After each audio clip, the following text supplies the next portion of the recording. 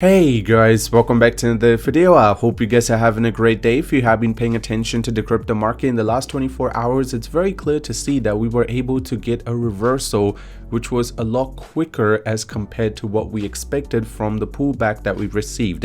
After Bitcoin finding a support close to 92,500, the recovery started, and in less than 24 hours, we are over 100K again. Just to give you perspective, just in the last 48 hours, over $4 billion worth of liquidation have happened, including long and short, inside of the crypto market. So that is insane. On the other end, you do need to pay attention to the altcoins, and you can see that they are making some sort of recovery as well, not as quick as Bitcoin, so that should give you perspective that the dominance is definitely going up. And the reason for this is there is a lot of ETFs and a lot of institutions that are buying into the lower priced Bitcoin. On the other end, Canadian Prime Minister says tariffs are paused after a discussion with President Trump.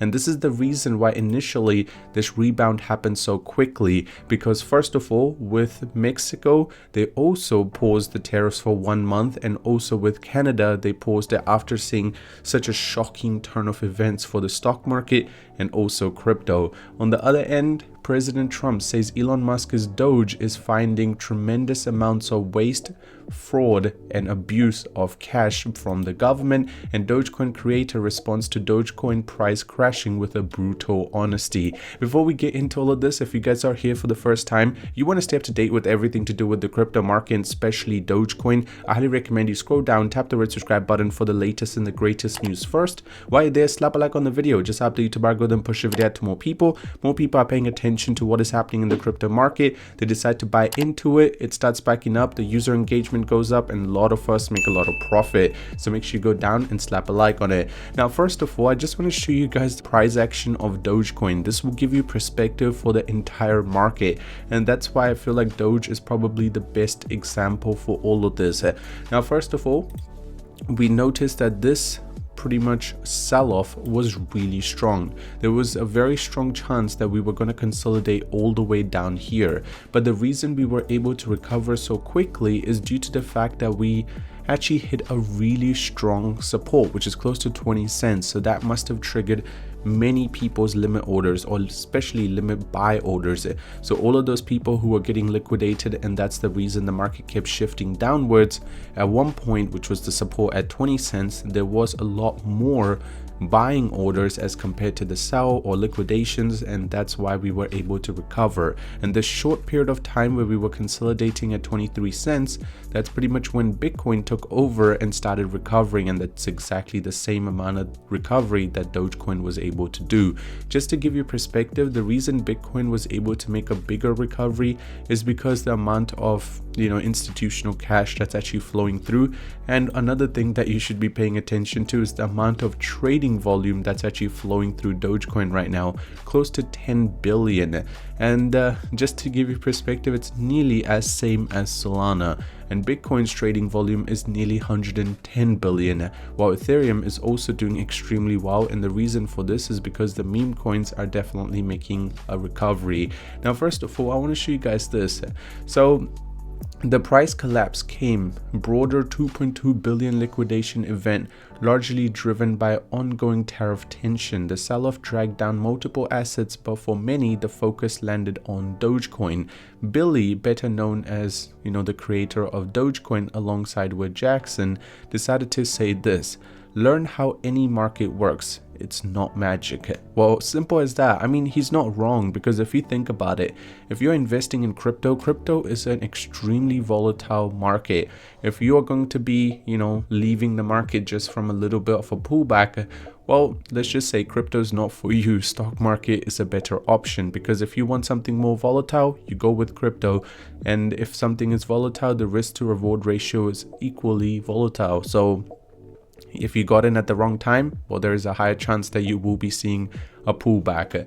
On the other end, this was a really strong statement that was done, because if you guys do not know, Doge, which is the the department that our boy Elon is working on, there has been a lot of criticism that's going around, people saying they are receiving too much of the government's data or the personal information, privacy, everything can go against it. And let's just say Trump said they're doing a great job. At the same time, it is clear that they're doing some sort of good job, because they're cutting down over $1 billion worth of spending every single day. But on the other end, something that is scary on the other end is the fact that how much personal and, let's just say, the government's information is being transferred to them. Is that in safe hands? That will be something we will have to wait and see. And Bitcoin, XRP, Dogecoin rebound as Trump pauses Mexican trade tariffs. But if you guys notice, what is really interesting, so there was 3 countries that Trump was trying to target with the tariffs. First of all was Mexico, Canada, and China. And you can realize that Canada was able to get in talks with Trump and get a pause. Mexico was able to get in touch and get a pause, but the only country that Trump did not want to get into a pause situation was obviously China. And let me tell you one thing, this is going to be triggering a lot bigger trade wars, and I'm very certain a lot of people are not going to be very happy with this. And I'm talking about the governments. And when a trade war starts between 2 of the largest nations, I'm talking in terms of GDP, well, it's gonna not turn out good, and especially for any sort of assets. I'm not just talking about crypto, but I'm talking about stock market. It's gonna be reacting in a scary situation. Now, talking about the open interest, it was not able to make a crazy recovery for Dogecoin. It's still sitting close to 1.3, but it was at 1.2 yesterday, where it was able to recover a little bit. The long to the short ratio has definitely fallen a little bit, because you guys know yesterday the long traders were sitting close to 79%, but now it's close to 75% as the market was able to make a little bit of recovery.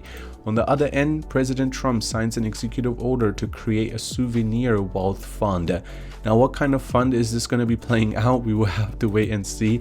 And President Trump, David Sachs, to hold press conference tomorrow to discuss securing America as a leader in the digital asset economy. Now, this ecosystem is going to be a really interesting one, because if America is able to find some sort of, lay-by and actually control the system, well, crypto could be a huge deal, because our boy David, he is a pro crypto, and Trump wants him to be part of the conference.